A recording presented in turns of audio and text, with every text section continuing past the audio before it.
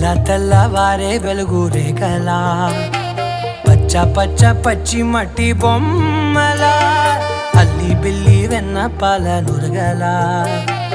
అచ్చ తెలుగు ఇంటి పూల కొమ్మలా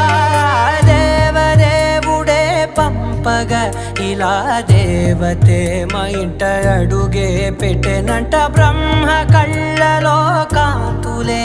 మా అమ్మలా మా కోసం మళ్ళీ లాలి పాడేనంట.